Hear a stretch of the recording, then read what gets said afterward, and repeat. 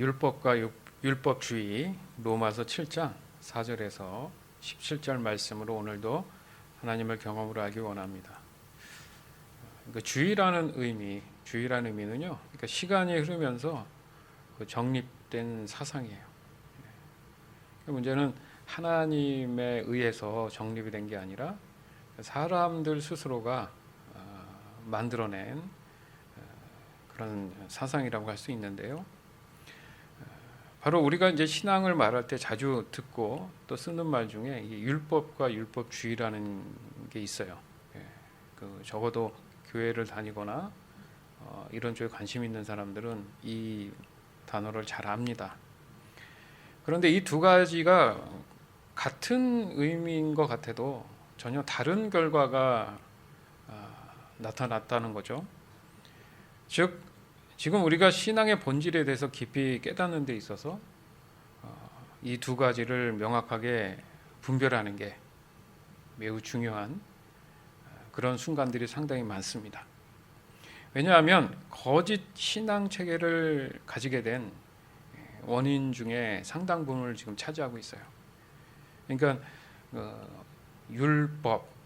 율법주의 하니까 이 단어 자체가 좀 나와 상관없는 것 같아도 이것을 이제 우리의 신앙 안에서 벌어지는 일들에 대한 것들을 이렇게 쉽게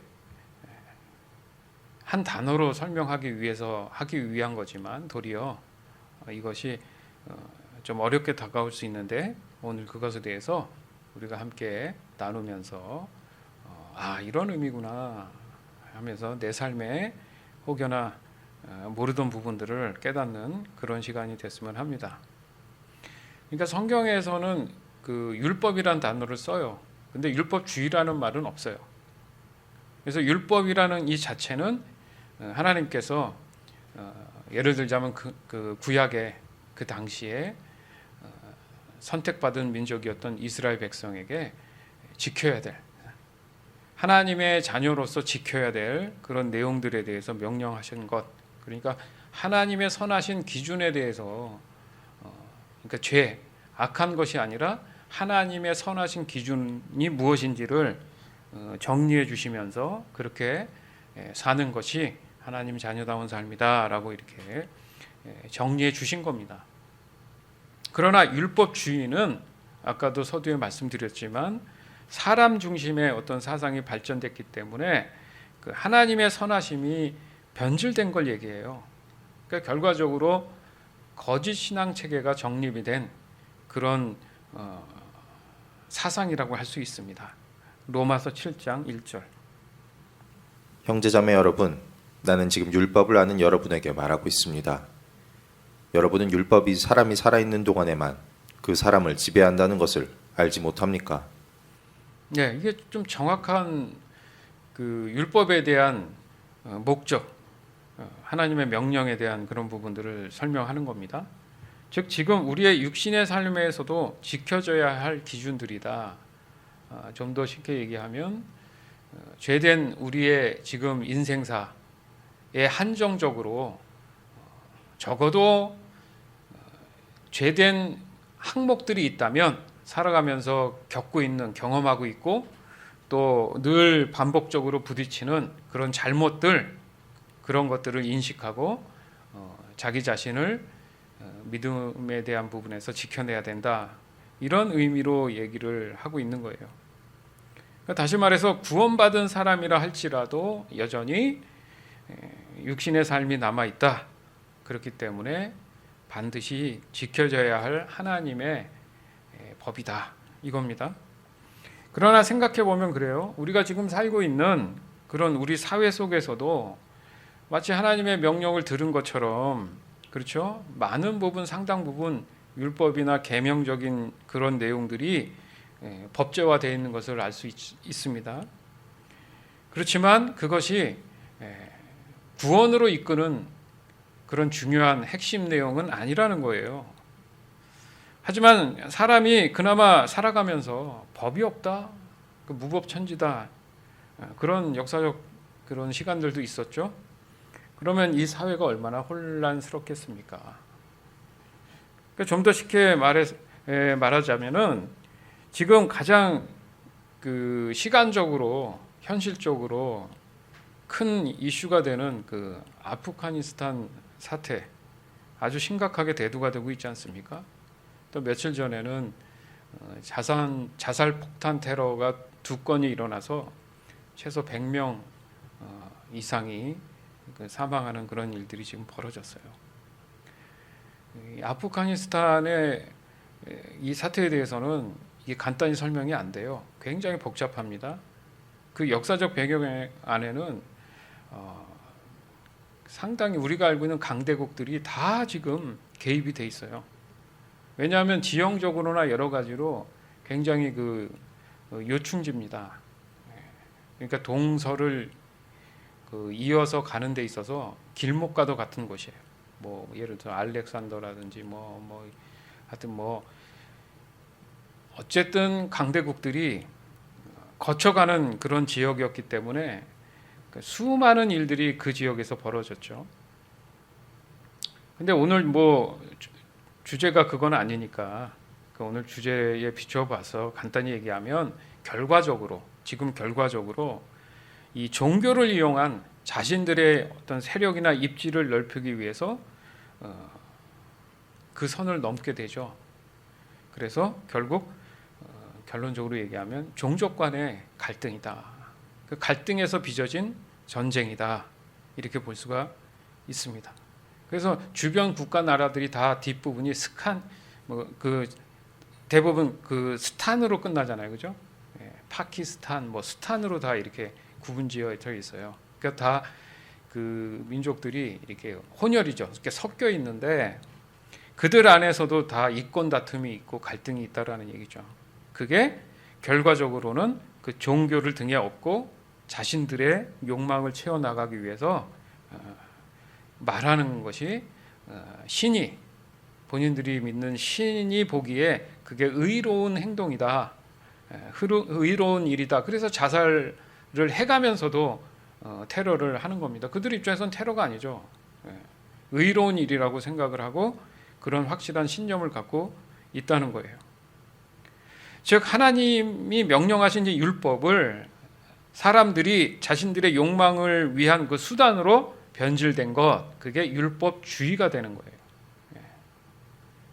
그러니까 다시 말해서 그 율법의 주체는 하나님이신데 하나님은 전혀 관심이 없고 자신들의 의에 대한 자신들의 의를 위한 그런 목적에 더 중요성을 느끼고 그들이 하는 일들에 대해서 그 행위에 대해서 신이 보기에 가장 의로운 그런 모습이다 이렇게 그들은 이해하고 있다는 얘기예요.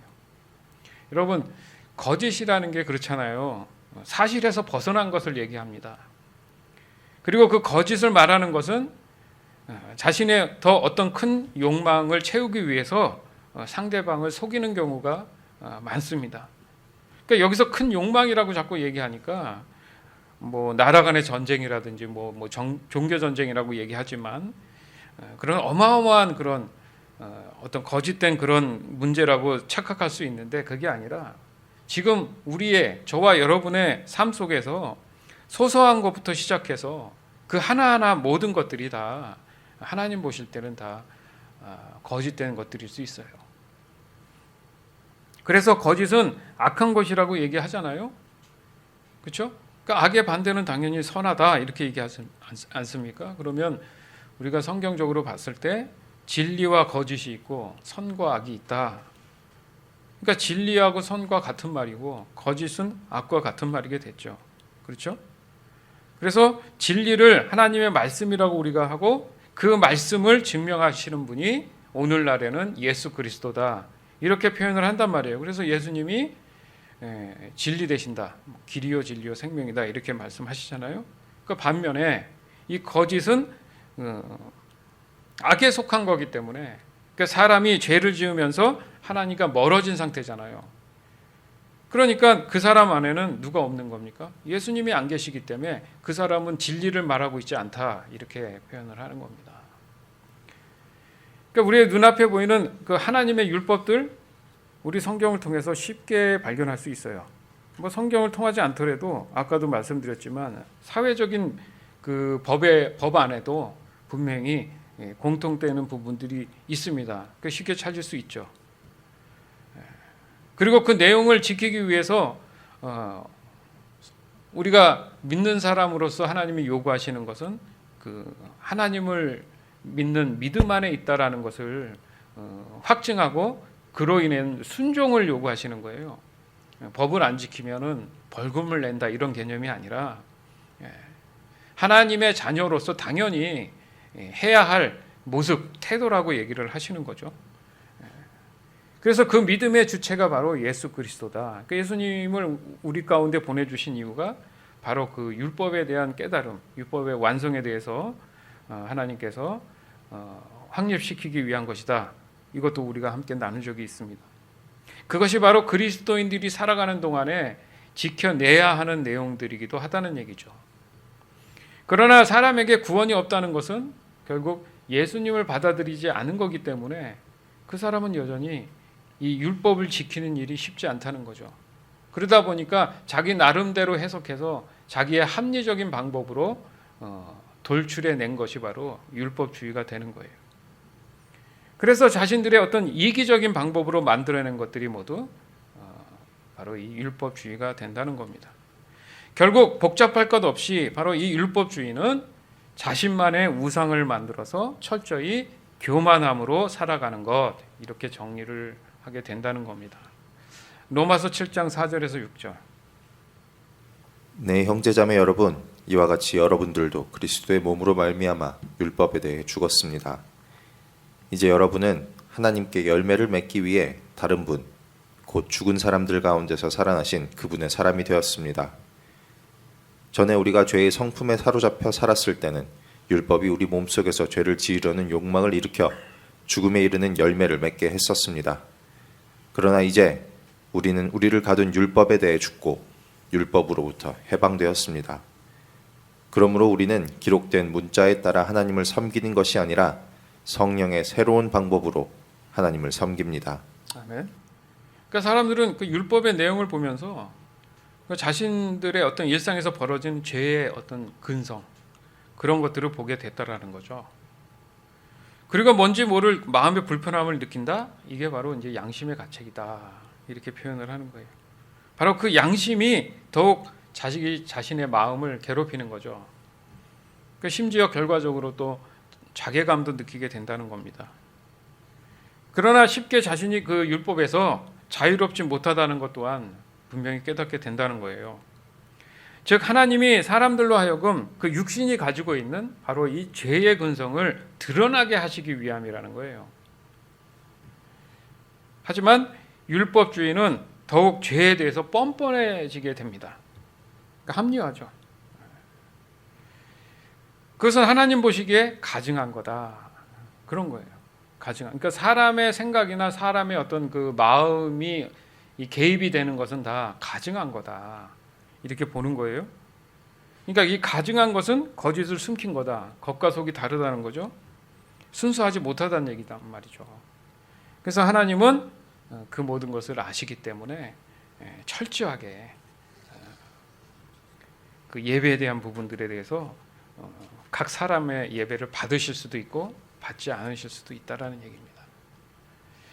따라서 사람은 늘 하나님 보시기에 어떤 상태인지가 매우 중요하구나.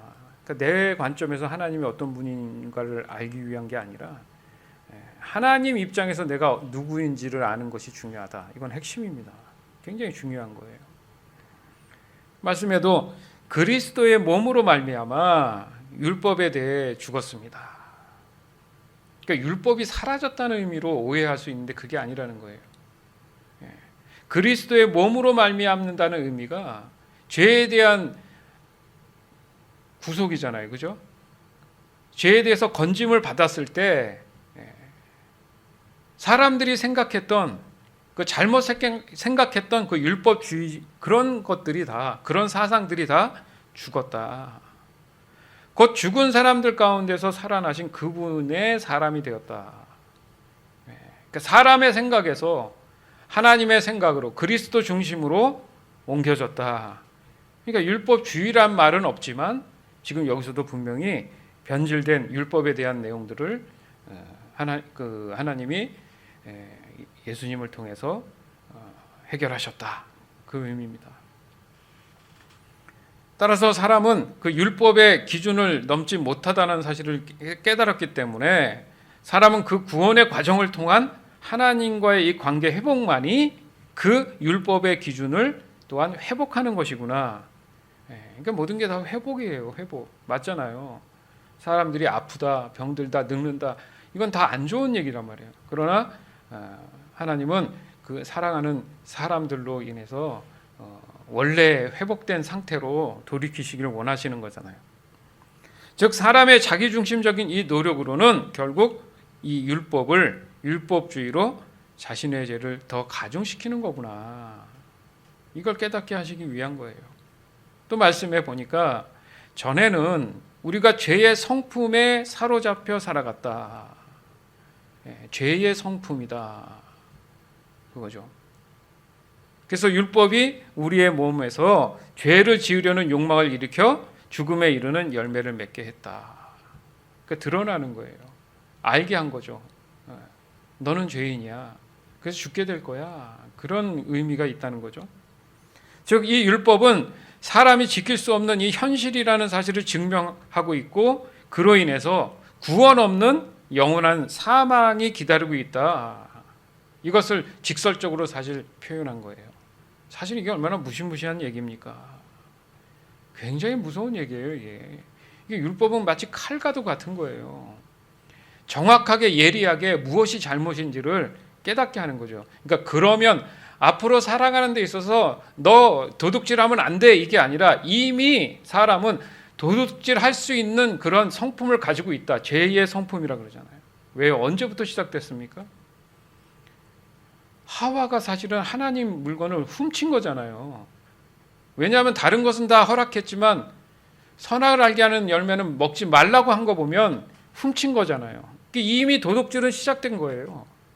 그러니까 이제 와서 이 시대에 내가 태어났다고 해서 이제부터 죄를 짓는 문제가 아니라는 겁니다. 율법은 이미 너가 죄인이라는 사실을 명확하게 설명하기 위한 거예요. 또 말씀에 우리를 가둔 율법에 대해 죽고, 이게 이제 율법주의를 얘기한 거예요. 그러니까 율법이 나를 도리어 깨닫게 하고 죄를 알고 해서 아 그렇구나, 이게 굉장히 핵심이 돼야 되는데 도리어 율법이 나를 어떻게 했다고요? 가두어 버렸다. 그러니까 자꾸 사람을 주눅들게 하고 뭘 못하게 한다는 느낌을 자꾸 받게 됐다는 얘기죠. 이게 오해죠. 그러나 율법으로부터 해방되었습니다. 그러므로 우리는 기록된 문자에 따라 하나님을 섬기는 게 아니고 성령의 새로운 방법으로 하나님을 섬기게 되었습니다. 아멘. 그러니까 율법주의는 눈앞에 써 있는 그런 내용들에 대해서 지켜야 된다는 집착에 빠진 거예요. 그러니까 쉽게 말해서 이스라엘의 유대 지도자들이 그런 모습을 가졌다는 얘기예요. 하나님 없이 이런 전통이나 글자에 대한 내용들에 대해서 집착해서 그걸 지켜야 된다고 자꾸 강요한 거죠. 그러나 여기서 분명히 말씀하시잖아요. 하나님의 말씀은 글자가 아니다, 이 얘기입니다. 그냥 글로 읽는 게 아니다. 하나님의 말씀은 사람으로 따지면은 우리가 심장이 뛰어야 살잖아요. 그죠? 생명이. 그럼 뭘로 유지합니까? 피가 돌아야 됩니다. 그렇죠? 피가 건강해야 되잖아요. 즉 믿는 사람, 곧 구원받은 그리스도인에게는 살아서 이 숨쉬게 하는 생명을 나누는 이 영적인 심장과 피와도 같은 거다. 그래서 하나님의 말씀을 비유할 때 언제나 하늘의 양식, 우리가 음식을 먹고 에너지를 얻어서 활동하잖아요. 그 심장도 뛰고, 예? 운동을 하면서 건강도 지키고 뭐 이런 일들이 있지 않습니까? 하나님의 말씀은 그냥 문자가 아니라 실제적으로 우리에게 영적인 그런 건강을 공급해 주시는 그런 의미가 있다는 얘기예요. 더 나아가서는 진정한 그리스도인에게는 바로 성령 하나님이 내주하신다. 예수님이 승천하시면서 분명히 우리에게 성령을 주시고 그 성령께서 우리의 모든 것들을 도와주신다. 그것이 보혜사다. 이렇게 표현을 했단 말이에요. 그래서 언제나 성령 하나님이 하나님의 말씀으로 믿는 자녀들에게 영적인 수혈을 하시는 거예요. 아멘. 그 성령을 의지하라는 의미가 그거잖아요. 여러분들 살기 위해서 음식을 의지하는 것처럼. 그 음식만 많이 섭취한다고 해서 여러분 그 사람이 구원받습니까? 똑같은 거예요. 율법만 강조한다고 해서 구원받는 게 아니라는 거예요. 중요한 핵심이 있다는 거죠. 그것은 더 이상 일반적인 어떤 율법은 존재하지 않다는 얘기죠. 그러니까 오직 하나님의 인도하심을 따라서 된 것이기 때문에 이 율법의 내용에 연연하는 그런 모습에서 내 스스로가 지금 율법주의에 내가 집착할 수도 있겠구나 이런 생각을 해야 된다는 얘기입니다. 즉 하나님의 인도하심을 따라서 순응하며 살아가는 사람으로 거듭나는 것, 지금 그것에 대해서 우리가 함께 어떻게 하면 그렇게 될 수 있는가를 지금 나누고 있는 거예요. 그거를 우리가 좀 어려워하는 표현으로 성령의 충만함이다. 그러니까 성령께서 나의 모든 것들을 압도하셔야 된다. 그 의미가 되는 거잖아요. 따라서 율법을 이해하는 데 있어서 중요한 것은 바로 이 율법의 목적을 분명하고 명확하게 깨닫는 문제구나. 그겁니다. 그러니까 내용도 중요한데 하나님이 왜 이 율법을 나에게 허락하셨을까 했을 때 궁극적인 하나님의 의도를 먼저 생각해야지 그 내용을 보고 이것만 지키면 구원을 받는구나 이렇게 가서는 안 된다는 얘기예요. 아까도 말씀드렸지만 이스라엘 그 영적인 지도자가 돼야 될 사람들이 너무 이 문자적인 것 또 전통적인 거에 집착을 해가지고 하나님보다는 스스로 그런 것을 함으로 자기 의에 의해서 완벽해질 수 있다라는 착각을 한 거예요. 더 나아가서는 이것이 하나님이 기뻐하시는 일이다. 그 옛날에는 화폐가 이렇게 활성화되지 않았을 때는 그 이스라엘에서도 그렇지 않습니까? 보리 농사도 하고 뭐 여러 가지 농사도 했을 거 아니에요, 그죠? 그럼 보리쌀이라든지 뭐 예를 들어서 쌀 자체가 추수를 하면 그 알갱이가 한두 개입니까? 세질 못하잖아요, 여러분. 여러분 마트에 가서 쌀을 사보면 알지만 그 일일이 세보신 적 있어요? 엄두가 안 나죠. 셀 필요도 없죠. 근데 그걸 하나하나 다 셌어요. 얘가 그게 10만 개다. 10만 개를 세야 됩니다. 밤새도록. 거기에서 또 10의 1을 또 띄었어요. 그러면 다시 또 하나는 알갱이 하나를 또 다 쉬어야 돼요. 여러분 지금 제가 없는 얘기하는 게 아니라 진짜 그래요. 안식일을 지키라 했더니 제가 말씀드린 것 같아요. 성지순례를 간다고 갔었잖아요. 그래서 예루살렘 그쪽에 가는데 호텔에 들어갔는데 그날따라 하필이면 그 지물은 토요일이죠. 그날이 토요일.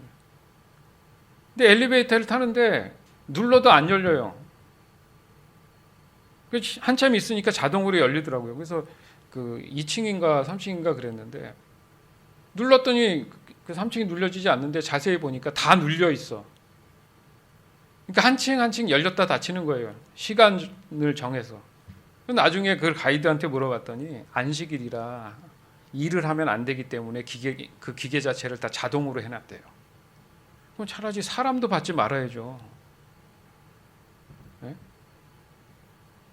그러니까 지금도 그렇게 지금 이해하고 있는 거예요. 율법주의가 돼버리면 하나님이 원하시는 삶에 대한 내용은 사라지고 자신들이 세워놓은 어떤 이념이나 신념이나 그런 전통이나 그런 종교적인 것을 더 중요시 여겼다는 얘기죠. 그러니까 예수님이 오셔도 못 알아보잖아요. 예수님이 직접 그런 얘기를 하시는데도 못 알아보잖아요. 예수님을 십자가에 못 박았잖아요. 얼마나 무시무시하고 심각한지를 이게 현장감 있게 지금 우리에게 말씀하시는 내용입니다. 그럼 우리는 안 그러느냐? 우리도 그럴 수 있다는 얘기예요. 내가 아니라고 하지만 얼마나 내가 지금 종교적이고 율법주의에 빠졌는지 생각할 필요가 있다는 거죠. 아니라고 하면서 내가 그런 어떤 행위를 통해서 하나님이 기뻐할 수 있는 일, 그거 굉장히 무서운 해석입니다. 그게 다 하나님을 앞서가는 거예요. 다 본인이 설정하고 그것에 대해서 나중에 하나님이 그렇게 하신 것 같다 하는 경우, 그런 일도 있지만 아닌 경우도 있을 수 있다는 얘기죠. 그것을 어떻게 하면 분별할 것인가, 이 고민을 지금 우리가 몇 주째 하는 거예요. 그게 바로 이 율법과 율법주의의 차이와도 같은 거다. 성경도 분명히 이렇게 밝히고 있다. 그겁니다. 그러나 사람에게 구원의 이 기회를 이미 허락하신 하나님을 생각해 보세요. 아담과 하와가 에덴 동산에서 쫓겨나는 순간에 하나님께서 예수 그리스도에 대한 예표 또한 말씀하셨어요. 그때부터 이미 구원에 대한 하나님의 작정하심이 있어요. 언약이 있어요.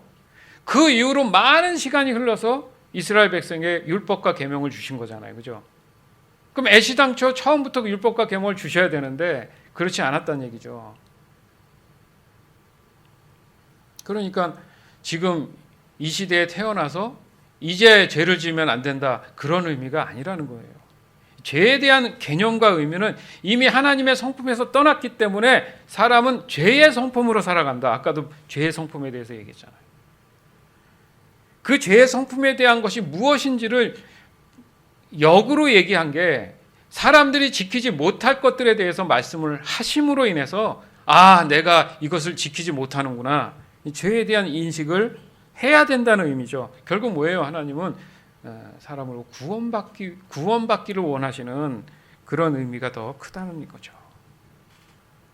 따라서 율법을 하나님의 은혜를 받기 위한 방법으로 착각하면 안 된다는 거죠. 이게 바로 율법주의인 거예요. 뭐 기복신앙이라든지 이런 것들. 즉 진정한 율법이 주어진 그 목적이 무엇인지를 명확하게 깨달은 것이 필요하다. 로마서 7장 7절에서 12절. 그렇다면 우리가 무슨 말을 하겠습니까? 율법이 죄입니까? 절대로 그렇지 않습니다. 율법이 없었다면 나는 죄가 무엇인지 알지 못했을 것입니다. 율법이 탐내지 말라고 말하지 않았다면 나는 탐내는 것이 무엇인지 알지 못했을 것입니다. 그러나 죄는 이 계명을 이용하여 기회를 엿보아 내 속에서 온갖 탐심을 일으켰습니다. 율법이 없다면 죄는 죽은 것이나 다름없습니다. 전에 내가 율법과 상관이 없었을 때 나는 살아 있었습니다. 그러나 계명이 들어오고 죄가 살아났고 나는 죽었습니다. 그래서 생명으로 인도해야 할 계명이 사실 나를 죽음으로 이끄는 계명이 되고 말았습니다. 죄가 계명을 이용하여 기회를 엿보아 나를 속였고 그 계명으로 나를 죽였습니다. 그러므로 율법은 거룩하며 계명도 거룩하고 의롭고 선합니다. 아멘. 율법의 이 순수성, 이 선함을 변질시켜 버렸단 말이에요. 그러니까 이게 잘못된 해석으로 인해서 도리어 그 율법에 반감을 갖는 그런 일들이 벌어졌다는 얘기죠.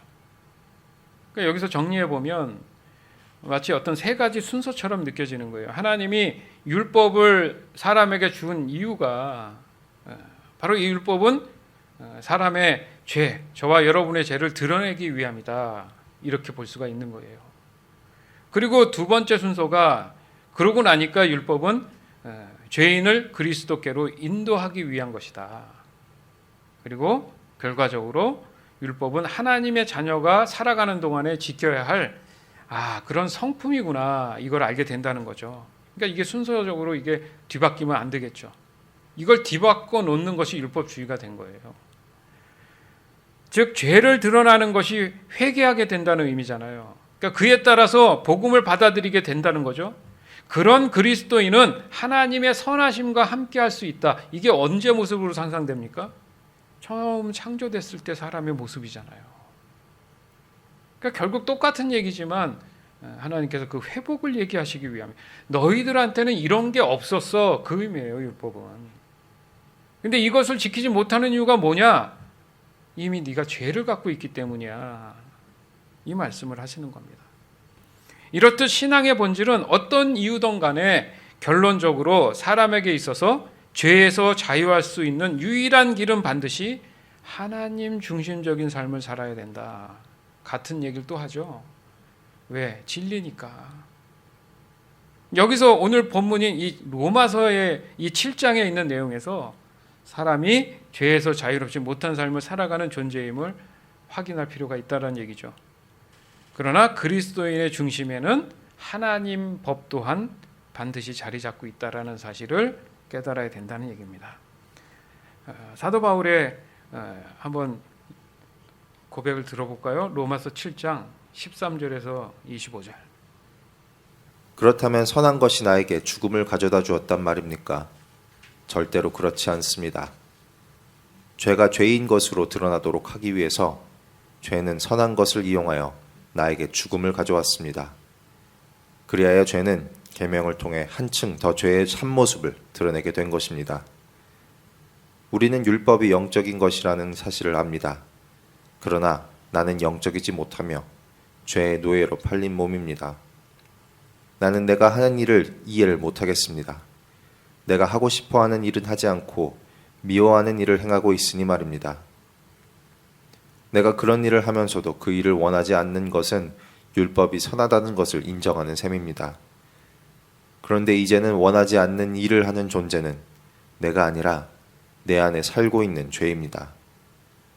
나는 내 안에, 다시 말해서 나의 죄악된 본성 안에 선한 것이라고는 하나도 존재하지 않는다는 사실을 압니다. 선을 행하려는 바람은 내게 있지만 선을 행할 수는 없습니다. 나는 원하는 선은 행하지 않고 원하지 않는 악을 행합니다. 내가 원하지 않는 일을 행하고 있다면 그 일을 행하는 자는 내가 아니라 바로 내 안에 살고 있는 죄입니다. 그러므로 나는 이런 법칙을 발견했습니다. 선을 행하려는 마음은 나에게 있지만 악이 나와 함께 있다는 것입니다. 사실 나의 속 중심에서는 하나님의 법을 즐거워합니다. 그러나 나의 몸의 여러 부분들에서는 다른 법이 작용하고 있습니다. 그 법이 내 마음의 법과 싸워 나를 내 몸에서 작용하고 있는 죄의 법에 사로잡히게 합니다. 나는 참으로 비참한 사람입니다.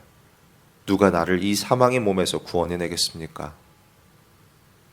우리 주 예수 그리스도로 인하여 하나님께 감사합니다. 그러므로 나는 마음으로는 하나님의 법에 복종하는 반면 죄악된 본성으로는 죄의 법에 복종하고 있습니다. 사도 바울이 이런 얘기를 했다는 것은 충격적인 사실이죠.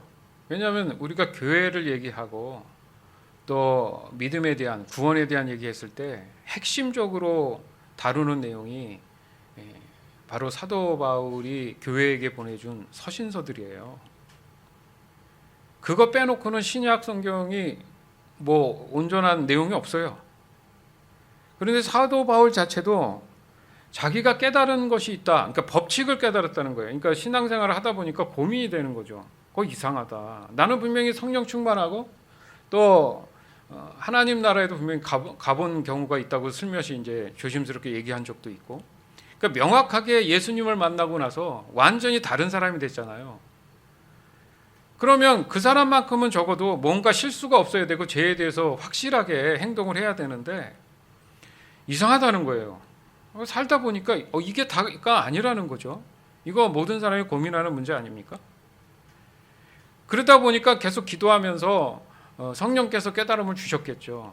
그러면서 육신의 삶을 사는 내 자신한테는 뭔가 법칙이 있구나. 법칙이라는 게 뭐예요? 끊임없이 일어나는 일이라는 거죠. 그죠? 반복적으로 이렇게 착착착 계속 같은 그런 방법으로 정해진 방법이 이제 주어졌고 사람은 그렇게 살아갈 수밖에 없다는 거잖아요.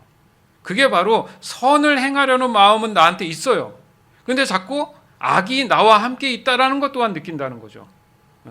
뭐 그걸 깨달았는지 모르는데 우리가 무슨 어떤 만화 영화나 뭐 이런 거 보면 한쪽에는 천사가 서 있고 한쪽에는 악마가 서 있잖아요. 그게 자기 자신인데 이래야 되나 저래야 되나.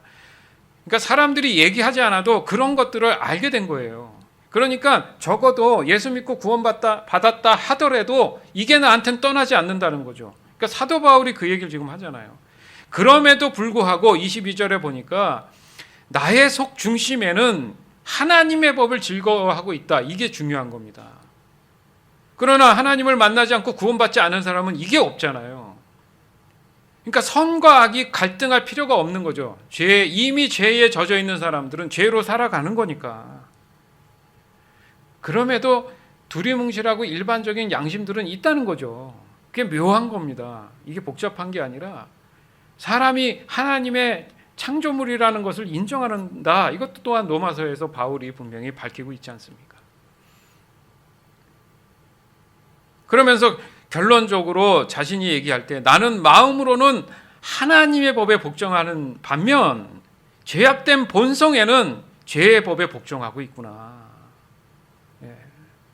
이거를 또 그렇지 사람은 그런가 봐 하고 이렇게 스스로 합리화시키면 위험합니다. 그 얘기가 지금 아니에요.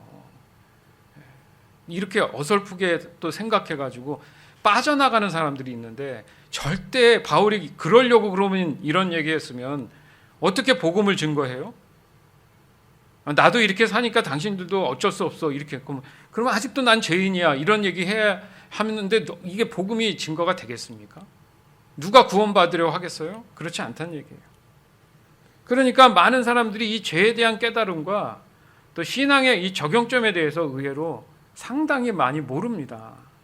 골치 아프고 바쁜데 이런 것까지 신경 써야 되나 이런 생각하죠.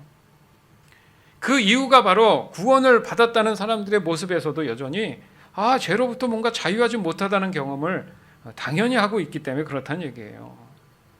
그러니까 바울 또한 이 동일한 고백을 사실 한 겁니다. 우리가 이런 말씀이 성경에 있잖아요. 그죠? 그런 말씀을 봐야지 하나님께서 정확히 이럴 때는 어떻게 하라는 그런 결과적인 답도 알려주신단 말이에요. 그러나 이 바울이 말하고자 한 요지는 예수 그리스도로 인해서 분명해진 것은 철저하게 구별된 것에 대한 것을 확인할 수 있었다는 얘기예요. 뭐가요? 어떤 거에서? 죄가 뭔지. 그러니까 죄의 성품과 하나님의 성품을 확실하게 구분할 수 있게 되었다는 얘기입니다. 여러분 이게 중요한 거예요. 이게 두리뭉실하면 계속 머리 아파요. 이게 명확해야 되는 거예요. 그러면 하나님의 법이 하나님의 성품이 죄의 성품을 함부로 나대지 못하도록 한다는 뜻이에요. 믿으시기 바랍니다. 이게 중요한 겁니다. 구원받았다고 해서 너는 더 이상 죄인이 아니야. 죄인이 아닌데 왜 자꾸 불편하지? 이렇게 오해를 하는 거예요. 죄인이 아닌 건 맞아요. 근데 아직까지 내가 육신의 삶을 사는 데 있어서는 내 마음 안에 죄가 떠나지는 못합니다. 그것을 내가 믿음으로 인해서 그것이 그 본성이나 성품이 나타나지 않도록 한다. 이런 의미가 있는 거예요. 구원받은 건 맞아요. 그렇지만 구원의 완성은 예수 그리스도의 재림 때 그렇기 때문에 믿음을 끝까지 지켜내야 된다고 자꾸 얘기를 하는 겁니다. 그래서 더욱 명확하게 자신 스스로가 아닌 예수님이 내 안에 계셔서 철저하게 죄와 어떤 진리, 죄와 거짓된 것들을 이렇게 분별할 수 있는 의지를 가질 수 있다라는 사실을 이 사도 바울이 강조하고 있는 겁니다.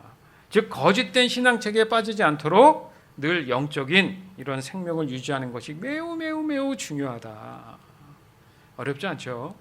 괜히 말이 율법이고 율법주의라고 하지만 실제 내 삶에 살아가면서 내 생각이나 내 의지, 내 의가 더 드러나고 높아지면 그게 율법주의가 된다. 변질이 된다는 거죠. 율법의 그 올바른 목적을 잃어버린다. 그 얘기입니다. 주 안에서 사랑하는 여러분, 그 율법주의는 철저히 자기중심적인 거짓된 신앙체계다. 이렇게 마음 안에 확실하게 정립을 하세요.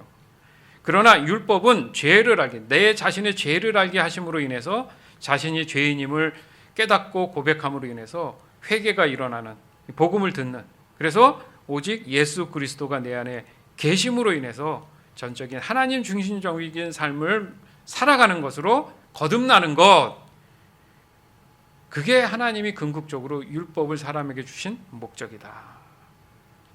그러니까 어떻게 보면 율법이니 율법주의가 뭔가 복잡해 보이는데 한마디로 말해서 율법은 하나님의 구원이 가지고 있는 그 구원의 성품을 말씀하시는 거고, 반면 자신의 의에 빠져서 하나님을 앞서 나가는 바람에 하나님의 구원을 자신의 욕망을 채우기 위한 그런 도구로 사용하는 것이 바로 율법주의다, 이렇게 볼 수 있는 거예요. 그래서 율법주의는 거짓된 신앙 체계가 된다는 겁니다. 따라서 오늘 본문은 이를 구별하기 위한 매우 중요한 말씀입니다. 지금 전 세계에서 벌어지는 종교 전쟁이라고 하는 얘기, 이 모든 것들이 다 율법주의에서 벌어지는 인간의 욕심에 대한 갈등들이에요. 제가 얘기하니까 그런 것 같지 않습니까? 따라서 오늘 본문 말씀 여러분 듣고 보고 묵상을 계속 할 필요가 있어요. 가장 현실적으로 사람들이 갈등하는 믿는 사람들의 문제거든요. 그리고 오늘 함께 나눈 설교 말씀 또한 좀 여러분 듣고요, 여러분 묵상하실 필요가 있어요. 그냥 듣기만 하시면 돼요. 일단은 그러다 보면 마음 안에 성령께서 깨달음을 주십니다. 그래서 반드시 성경에서 말씀하시는 이 율법과 율법주의를 깊이 잘 분별할 수 있는 저와 여러분이 되기를 주 예수 그리스도의 이름으로 간절히 축원합니다. 아멘. 갈라디아서 3장 24절에서 26절. 그리스도께서 오시기 전까지는 율법이 우리의 선생이었습니다. 그러나 그리스도께서 오신 뒤에는 우리가 믿음으로 인해 의롭다함을 받을 수 있게 되었습니다. 이제 믿음의 길이 나타났으므로 다시는 우리가 율법에 갇혀 있을 수 없습니다. 여러분은 그리스도 예수를 믿는 믿음을 통해 하나님의 자녀가 되었습니다. 아멘.